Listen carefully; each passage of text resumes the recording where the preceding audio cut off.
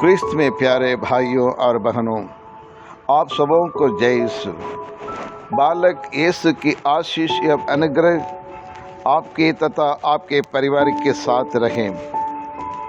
आज ये सारी दुनिया बड़ी धूमधाम से और इस संसार के मुक्तिदाता और इस दुनिया के शांतिदाता का जन्म दिवस मना रही है। बड़ी खुशी का त्यौहार है। प्रभु यीशु का जन्म एक साधारण तरीके से हुआ और सारी दुनिया को यानी सारी मानव जाति का इतिहास को बदल डाला। ईश्वर इंसान बनने के साथ साथ एक नया इतिहास रच डाला है। इसलिए एक गीत गाया जाता है, ईश्वर इंसान बन गया और एक नया इतिहास बन गया। यीशु के जन्म जैसे ना पहले कभी हुआ ना भविष्य में होगा। इस क्रिसमस को कई तरीके से मनाया जाता है, लेकिन हमारे मन में एक सवाल उठता है, क्रिसमस क्यों मनाना है? Why do we need to celebrate Christmas? अक्सर हम क्रिसमस का मूल अर्थ को भूल जाते हैं। ईश्वर मानव बनकर इस धरती पर क्यों आया और बालक यीशु मेरे जीवन के लिए और उन्होंने क्या किया? मैं क्यों हर वर्ष इस त्योहार को मनाना है? इन सारे सवालों को हम बड़ी आसानी से हम दरकिनारे कर देते हैं, भूल जाते हैं, उत्तर देने के लिए तैयार नहीं है। इसके बारे में हम सोचना नहीं चाहते हैं, लेकिन बस अच्छा से मनाना है, बड़े धूमधाम से उमंग और उल्लास के साथ मनाना चाहते हैं। But we are interested only the solemn celebration, अच्छी सजावट, रंगीन दृश्य, स्वादिष्ट पकवान, नया नया वस्त्र और पार्टी मनाना, एंजॉय करना और बस यही हमारे लिए क्रिसमस है। लेकिन यदि मान के चलिए आपके परिवार या हमारे परिवार में किसी का बर्थडे सेलिब्रेशन होता है, जब सब सजावट कर लिया, अच्छे व नए वस्त्र बना लिए और बर्थडे का ड्रेस खरीदा और उसके केक बना लिए, लेकिन यदि बर्थडे बेबी वहाँ नहीं रहे तो फिर बर्थडे मनाने का मतलब कुछ भी नहीं है।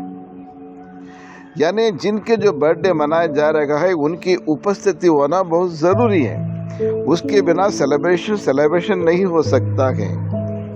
ठीक उसी प्रकार क्रिस्त में प्यारे भाइयों और बहनों, आज यदि हम क्रिसमस मनाते समय प्रभु यीशु वो ईश्वर की उपस्थिति हमारे दिल में, हमारे परिवार में, हमारे समाज में नहीं है तो फिर और ये त्यौहार मनाना यह कोई अर्थ नहीं है, कोई मतलब नहीं है। और आज की दुनिया में अक्सर हम भी इस प्रकार का क्रिसमस मनाते हैं without the presence of Jesus Christ in our life. यानी प्रभु यीशु की उपस्थिति के बिना हम इस पर्व मनाते आ रहे हैं। हमारे लिए यह त्यौहार एक रिवाज बन गया है और हमारे लिए यह त्यौहार एक ट्रेडिशनल, एक यूजुअल कस्टम और ट्रेडिशन बन गया है। ये मात्र एक रीति रिवाज बन गया है। इतना ही नहीं, कई बार प्रभु के हृदय में हमारे वचन, हमारे कर्म से दुख पहुंचा देते हैं, लेकिन आज हमें यह मालूम होना चाहिए कि क्रिसमस का अर्थ क्या है, क्रिसमस का सच्चा अर्थ क्या है। बाइबल बताती है, पहला तिमोथी अध्याय 1 पद संख्या 15, यह कथन सुनिश्चित और नितांत विश्वसनीय है कि ईसा मसीह पापियों की बचाने के लिए संसार में आए और उनमें सर्वप्रथम मैं हूँ। जी हाँ, क्रिस्त में प्यारे भाइयों और बहनों, हमारे प्रभु यीशु क्रिस्त ईश्वर मनुष्य बन के संसार में और मनुष्य के हर एक पापों को हराने के लिए, पापों के बंधन से उसको छुटकारा दिलाने के लिए इस संसार में मनुष्य धारण करके हमारे बीच में रहने के लिए आए। और ईश्वर इसलिए संसार में आए ताकि हम ईश्वर के साथ जो हमारा रिश्ता था, जो हमारा नाता था, हमने उसको तोड़ डाला अपने पापों के द्वारा। और इसलिए ईश्वर मनुष्य बनकर हमारे साथ रहते हुए और टूटे हुए उस रिश्तों को सुधारने के लिए आज हमारे बीच में आए हैं। और यूहन्ना सुसमाचार अध्याय 3 पद संख्या 16 और 17 में कहते हैं, ईश्वर ने संसार को इतना प्यार किया कि उसमें उसके लिए अपने एकलौते पुत्र को अर्पित कर दिया, जिससे जो उसमें विश्वास करता है उसका सर्वनाश ना हो बल्कि आनंद जीवन प्राप्त करे। ईश्वर ने उन्हें इसलिए भेजा है कि संसार उसके द्वारा मुक्ति प्राप्त कर सके। यही है सच्चा क्रिसमस। क्रिस्त में प्यारे भाई और बहनों, कौन है प्रभु यीशु क्रिस्त? प्रभु यीशु क्रिस्त मनुष्य धारण करके इस संसार में आने की क्या जरूरत थी, और पवित्र बाइबल इसके बारे में क्या बतलाती है? और प्रभु यीशु और मनुष्य के रूप में प्रकट हुए, लेकिन फरीसी लोग, सदुसी लोग, धर्म गुरु लोग और यीशु से पूछा, आप कौन हैं? आप क्या करने के लिए संसार में आए हैं? और इसका जवाब यूहन्ना सुसमाचार अध्याय 6 और 38 और 51 में प्रभु हमसे कहते हैं, मैं अपनी इच्छा से नहीं बल्कि जिसने मुझे भेजा उसकी इच्छा पूरी करने के लिए स्वर्ग से उतरा हूँ, और स्वर्ग से उतरी हुई वह जीवंत रोटी हूँ। यदि कोई वह रोटी खाएगा तो वह सदा जीवित रहेगा। जो मेरा मांस खाता है उन्हें जीवन मिलेगा, आनंद जीवन प्राप्त होगा। जो मेरा लहू पीते हैं और हमेशा उनके जीवन मिलेगा, उनकी प्यास बुझ जाएगा। जी हाँ, क्रिस्त में प्यारे भाई और बहनों, संत यूहन्ना सुसमाचार अध्याय 8 और 44 में कहते हैं, तुमसे कौन और मुझ पर पाप का दोष लगा सकता है? पापियों के क्षमा करने का अधिकार मुझ में है। और यही प्रभु का उत्तर था। जी हाँ, क्रिस्त में प्यारे भाई और बहनों, ईश्वर की मनुष्य को अपने स्वरूप, अपनी समानता में बनाया था, लेकिन मनुष्य पाप के जाल में फंस गए। लेकिन ईश्वर ने और उसे छुड़ाने के लिए जो ईश्वर से जो नाता तोड़ लिया था और उसको सुधारने के लिए तथा पाप के बंधन से छुटकारा नहीं मिल पाता था, और इसलिए और ईश्वर को इस संसार में आना पड़ा है। क्योंकि इस संसार में ऐसा कोई व्यक्ति नहीं है जो पापी नहीं है। इस संसार में ऐसा कोई व्यक्ति नहीं है जो किसी प्रकार की पाप नहीं किया हो। इस संसार के हर एक व्यक्ति संत तो नहीं है, हम सब पापी हैं। इसलिए बाइबल बताती है, रोमियो के नाम संत पौलुस का पत्र अध्याय 3 और 23, सबों ने पाप किया और ईश्वर की महिमा से वंचित किए गए हैं, और ईसा मसीह ने सबों का उद्धार किया है। मीन्स हर मनुष्य पापी होने के नाते उनका खून भी पापी का खून है, और इसलिए कोई भी पापी मनुष्य का खून दूसरे पापी मनुष्य के पापों को नहीं मिटा सकता है। और जैसे एक अंधा व्यक्ति दूसरे अंधे को राह नहीं दिखा सकता है।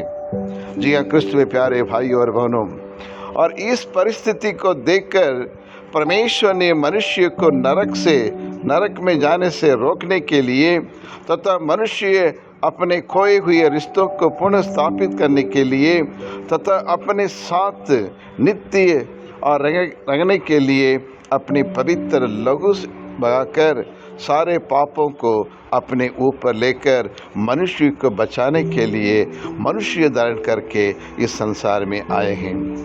यही ही सच्चा क्रिसमस का अर्थ तथा इसी को कहते हैं प्रभु यीशु का पहला आगमन। प्रिय विश्वासियों, पापमय जीवन से छुटकारा कैसे मिलेगा? बाइबल बताती है उसकी कृपा ने उसकी कृपा में विश्वास द्वारा आप लोगों का उद्धार किया है। यानी जो प्रभु यीशु पर विश्वास करते हैं उनको उद्धार मिल जाता है। यह आपके किसी पुण्य का फल नहीं और यह तो ईश्वर का वरदान है।